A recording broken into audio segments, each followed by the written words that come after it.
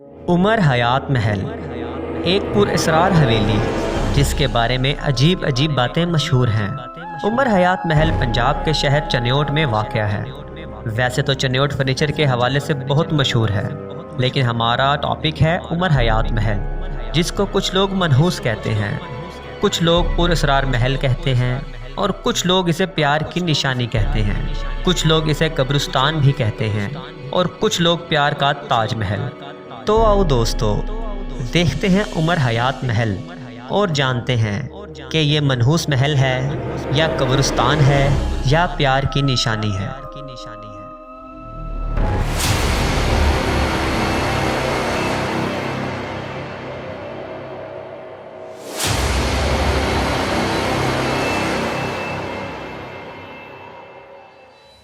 अच्छा सर, एक सवाल है मेरा आपसे। अमूमन लोग हवेलियाँ बनाते हैं, बड़े बड़े घर बनाते हैं, तो बाद में बहुत से वारिसीन आ जाते हैं। क्या वजह है कि माँ बेटे और उमर हयात साहब के इंतकाल फरमा जाने के बाद इनके कोई रिश्तेदार, कोई बंदे ने क्लेम नहीं किया इस हवेली को? दरअसल जब वो आनन फानन शादी के अगले दिन ही चल बसे, जब उनका खुशियों का आरूज था, तो अचानक उसकी वफ़ात से सभी खैफ हो गए कि उन्होंने इन कब्रों के जब कब्रें बना दी गई, उमर हयात की वाइफ फातिमा ने, गुलजार की माँ ने अपने बेटे को यहीं दफन करवा दिया। हाँ, इधर करीब महल के अंदर सेन में दफन करवा दिया। फिर एक साल बाद वो ख़ुद भी चल बसी, उन्हें पहलू में दफन। ये महल मिज़ार का रूप। अब वो शेख बरादरी खाते पीते घराने के लोग थे, उन्होंने अपने बीवी बच्चों के होते हुए खैफ से हो गए कि इन कब्रों के पास रहना पसंद ना किया, और इसमें ख़ुद ही उन्होंने यतीम बच्चे बसा दिए ताकि यतीमों के रहने का सवाब इन मरहूमीन तक जाता रहे। तो कब्रें एक लिहाज से इसकी हिफाजत का सबब बन गई और ये आज पब्लिक के लिए आम होना था, ये दिन आने थे। अस्सलाम वालेकुम, मैं किंग आशम बात कर रहा हूँ। ये उमर हयात एक ऐसा मकाम है जिसको कराची समुंदर साहिल से लेकर पेशावर का जो आखिरी किनारा है आबादी का, वहाँ तक लोग इस जगह को जानते हैं। और सबसे बड़ी बात यह है कि ये जगह जो है लोगों के लिए दिलचस्पी का बायस क्यों है, इस वक्त ये भी आपके दिलों में एक सवाल उठेगा दिमागों में कि ये इसमें इतनी इंटरेस्टिंग लोगों की क्या है। इस महल का दूसरा दुख ये है कि जहाँ मालिक मरे वहाँ महल से मुतल्लिका सामान नहीं रहा। वो पलंग मेज़, मैं आपकी बात को ले रहा हूँ, अगर वो पलंग मेज़ कुर्सियाँ रखे होते तो ये बहुत बड़ा म्यूज़ियम होता। हुआ क्या, ज़ाहिर है रिश्तेदारी बाद में वारिस बनते हैं, वो ले गए। बात यह है कि ये उजड़े लोगों का था, रहा उनके भी पास नहीं। जो ले गए ना, उनके भी हालात ऐसे हुए कि रहा उनके, उन्होंने भी बाज़ारों में रख के बेचा। लेकिन ये उमर हयात महल जो है, इसको समझने के लिए लोग अभी नाक़िस अक़ल और नाक़िस शऊर लेकर यहाँ पर आ रहे हैं। ना उनको इस बात की समझ है कि ये ज़मीन कैसी है, ना उनको ये समझ है कि ये बिल्डिंग कैसी है। हम बार बार उनको वो तालीम दे रहे हैं, आहिस्ता आहिस्ता समझ आएगी। सबसे पहली चीज़ जो होती है बुनियाद, जब किसी इमारत की बुनियाद रखी जाती है तो उसको मजबूत रखा जाता है। क्या किया जाता है? मजबूत। अगर हमारी बुनियादें मजबूत नहीं होंगी तो इमारत कैसे मजबूत होगी? जब हमारी बुनियाद मजबूत हो जाएगी, फिर दूसरी मंजिल और तीसरी मंजिल और फिर इसके ऊपर जो खूबसूरतियाँ हैं हम उसकी तरफ देखें कि उन्होंने कैसा इसमें काम किया। उसमें उनका 4-5 साल का अरसा लग गया, लकड़ी के डिज़ाइन और दीवारों के डिज़ाइन, दरवाज़ों के डिज़ाइन। ये महल मैंने एक बार इसका हाथों से नक्शा बनाया तो मुझे पता चला कि अभी इस महल, जब ये उस वक्त उन्होंने बनाया था, अभी इस महल को 1 खरब रुपया और चाहिए था इसकी सेटिंग के लिए।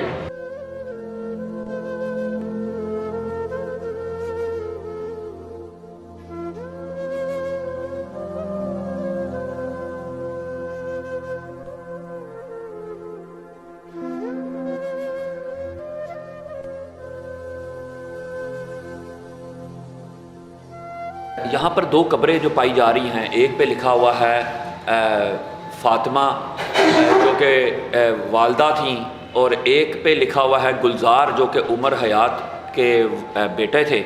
तो इनकी सुना था शादी हुई है यहाँ, तो वो क्या माजरा है? हाँ, वो शादी के और उनके इंतकाल का भी माजरा हमें बताएं। हाँ, वो ये है कि उनकी यहाँ बड़ी धूमधाम से शादी की गई, तो शादी के अगले दिन बाथरूम में नहाने गए, वहाँ कहीं कोयले की अंगीठी जला रखी, वो कोयले की गैस के ज़रीले असर से उनके अकलौते बेटे की डेथ हो गई। अकलौती औलाद थी, उसकी माँ ने कहा अब जहाँ ज़िंदा नहीं रहे मर के तो रहे, अपने बेटे गुलजार को महल के अंदर ही दफन करवा दिया। उसके 1 साल बाद माँ भी चल बसे, पहलू ये महल से मिज़ार बना। अच्छा, और गुलजार की जो बीवी थी वो कहाँ चली गई?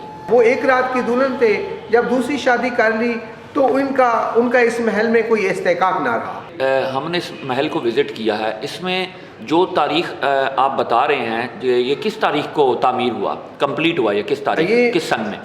इसके एक तो ये है कि 2 बातें की जा रही हैं। बाज़ ज़बान कहते हैं कि महल बनवाते वो चल बसे, दूसरी बात की जाती है कि महल में 5 साल रहे।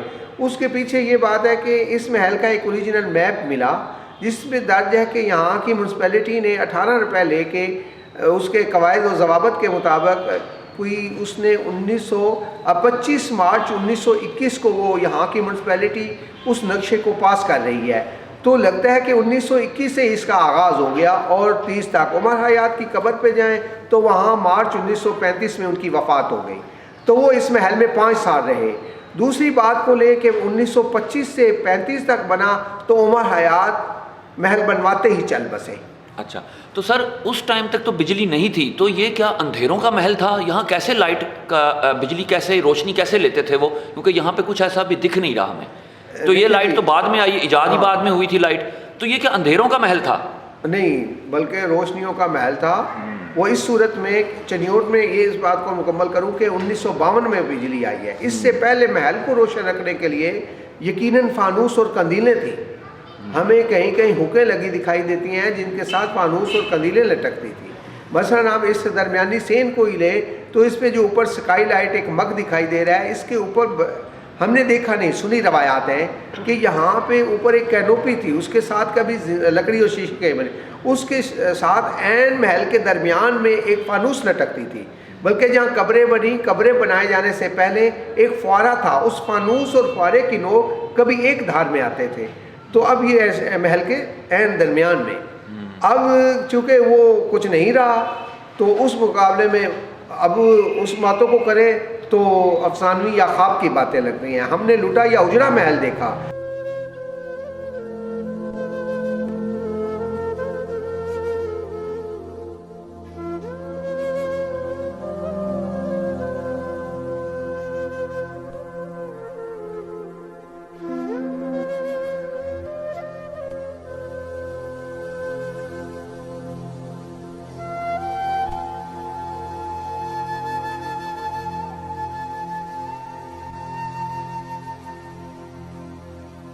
अच्छा, तो इसका जो नक्शा आप कह रहे हैं, अगर हमें इसका नक्शा देखना हो, इसका मास्टर प्लान देखना हो, तो वो हम आज कहाँ से ले सकते हैं नक्शा?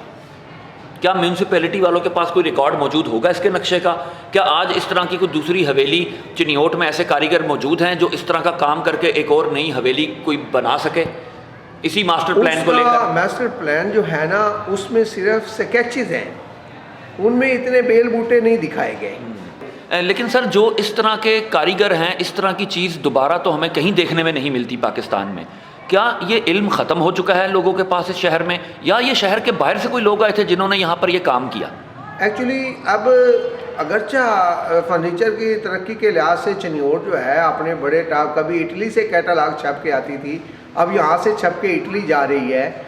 पिछले दिनों इटली के पार्लिमानी वफद ने इस चिनियोट की फर्नीचर मार्केट का वीज़ा आखिर इनके हाथों में क्या समोया हुआ है, क्या अल्लाह की अता है?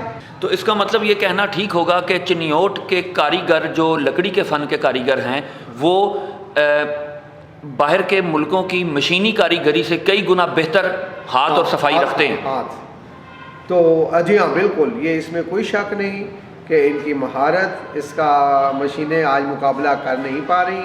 वो मशीनों के ज़रिए इस काम को मान करने की कोशिश हो रही है, लेकिन इंसानी हुनरमंदी फिर भी हर कोई उजागर है कि पूरा इधर सब कुछ खिंचा आ रहा है चिनियोट का फर्नीचर ख़रीदने के लिए। ये उमर हयात और ये जो महल है और ये सब कुछ, आपको क्या लगता है, क्या वो ये सब कुछ बनाना कोई आसान खेल है, या ये इस वजह से दोबारा नहीं बन सका, या जो बना सका वो इसमें सरवाइव क्यों नहीं कर सका, खुशियाँ क्यों नहीं उसको मिल सकी? इसके ऊपर कोई रोशनी डालें, कोई सबक आमोज़ बात। महलों से दुख भरी कहानियाँ हैं जी। वाह। महलों से वो अब वो उमर हयात की कब्र पे चले जाए तो लिखा है कुल्लु मन अलैहा फ़ान व यबका वजहु रब्बिका ज़ुल जलाली वल इकराम। वाह।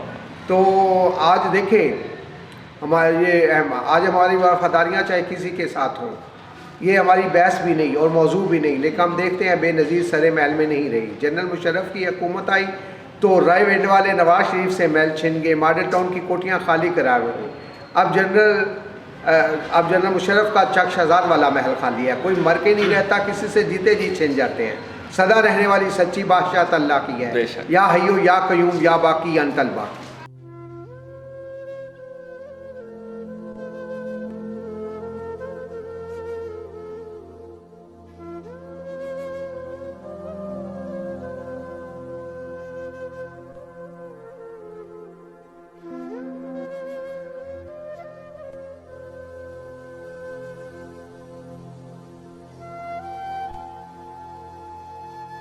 लेकिन मैं ये कह रहा हूँ कि ये जो उमर हयात महल है इसको हमें सेट करने के लिए गवर्नमेंट का तामन चाहिए।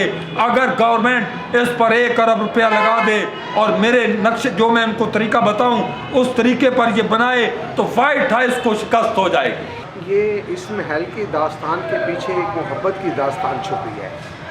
वो इस सूरत के उमर हयात पिंडी भटिया में मेला देखने गए तो एक गायिका को ब्याह के ले आए, जिसका पहला नाम एक किताब वाले ने अलमास लिखा और दूसरे ने लिखा उनका नाम हैदर बानी था। उनके हुस्न और गायकी का चर्चा था, सो उन्हें ब्याह के ले आए। तो उन पे यानी फरिफ्ता हो गए, उन्हें ब्याह के ले आए, लेकिन सख्त तरीन शराइत के तहत कि वो उन्होंने फिर उस दुनिया की तरफ जाके देखा भी नहीं और मुकम्मल वफा की अलामत बन के रही। उनका दूसरा नाम फातिमा उन्हें दिया गया। और देखें आज उमर हयात या तो यहाँ मर के नहीं रह रहा, फातिमा तो मर के भी सो रही है।